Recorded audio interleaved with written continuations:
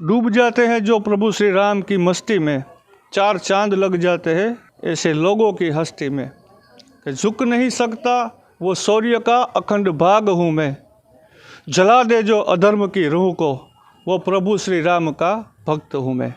नमस्कार, હું છું રાધેશ બુદ્ધભટ્ટી અને આપ જોઈ રહ્યા છો the press of India news. આજે અયોધ્યામાં ભગવાન શ્રી રામની પ્રાણ પ્રતિષ્ઠા યોજાઈ ત્યારે મોરબી શહેર અને મોરબી શહેરના ગામો તો ઠીક, પરંતુ એક મહોલ્લા અને શેરીઓમાં પણ ભગવાન શ્રી રામને યથાશક્તિ હાર્દિક શુભકામનાઓ આપવામાં આવી હતી। આવી જ એક શુભકામના મોરબીની સામાકાંઠે આવેલી અંબિકા મધુવંશ સોસાયટીમાં દિવ્ય ક્રાંતિ અખબારના પત્રકાર એડિટર એવા જયદેવભાઈ બુદ્ધભટ્ટીએ 6x8 ફૂટની સતત 8 કલાકથી પણ વધુ મહેનત લઈ અને એક આકર્ષક રંગોળી બનાવી છે। ત્યારે આપણે અત્યારે હાલ વાતચીત કરવા જઈ રહ્યા છીએ જયદેવભાઈ સાથે કે આ રંગોળીમાં તેમણે આ વખતે શું નવું વિશેષ આયોજન કર્યું હતું, શું વિચાર્યું? જયદેવભાઈ, શું આ વખતેની આ રંગોળીમાં નવું વિચાર્યું હતું?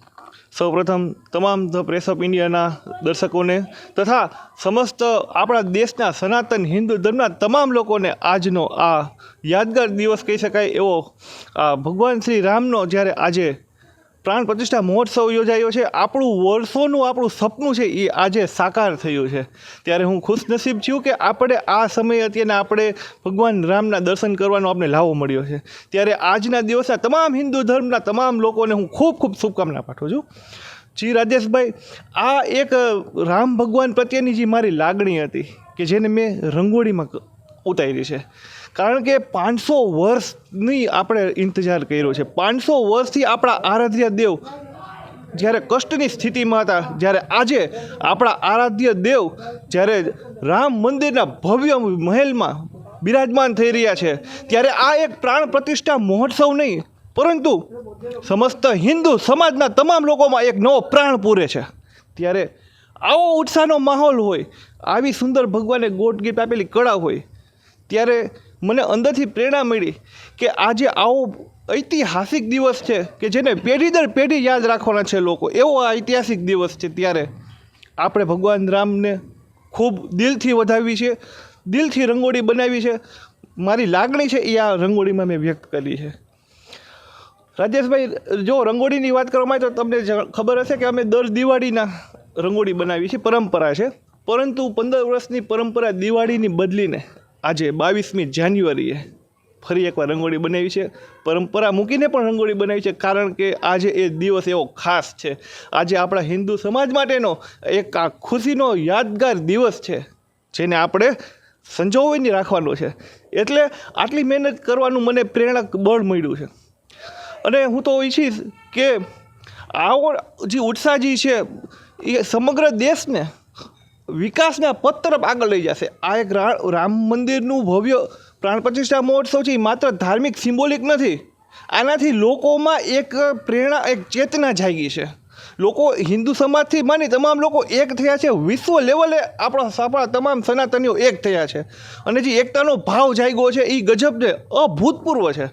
અને દેશના વિકાસ માટેની જે લોકોને અંદરથી જે પ્રેરણા મળી છે ભગવાન શ્રી રામના, જેને કહેવાય ને કે એક પ્રેરક બળ તરીકે લોકોમાં એક ઉમટી રહી છે અને આ દેશને ખૂબ જ આગળ લઈ આવશે।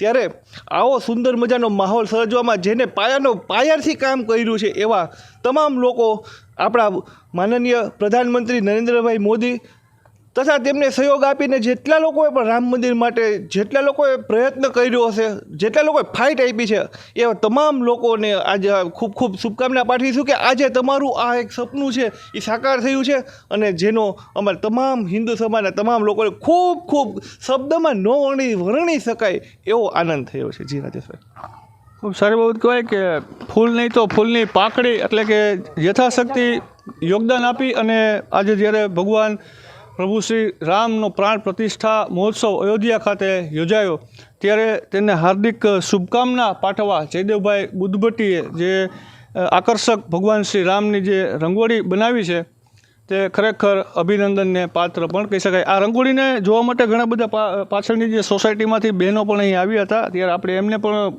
મળીએ અને એમની પાસેથી પણ જાણીએ એમના પ્રતિભાવ કે આ રંગોળી તેમને કેવી લાગી. બેન, આપનું સૌથી પહેલાં નામ કહેજો. મારું નામ ધામેચા કીર્તિ છે. અમે અમારા વિસ્તારમાં મનમોહક અને અદ્ભુત રંગોળી બનાવવાવાળા જયદેવભાઈને અમે અભિનંદન આપી છીએ કે તમે આવી જ મહેનત કરો દર વર્ષે, અને અમે દર વર્ષે પણ જોવા આવશું. જય શ્રી રામ. આજે મોરબી શહેર અને ખાસ કરીને ગ્રામ્ય વિસ્તાર તો ઠીક, પરંતુ નાની નાની શેરીએ અને ગલીએ પણ જ્યાં ભગવાન શ્રી રામ પ્રત્યેની જે લાગણી જોવા મળી હતી તે ખરેખર અભૂતપૂર્વ હતી.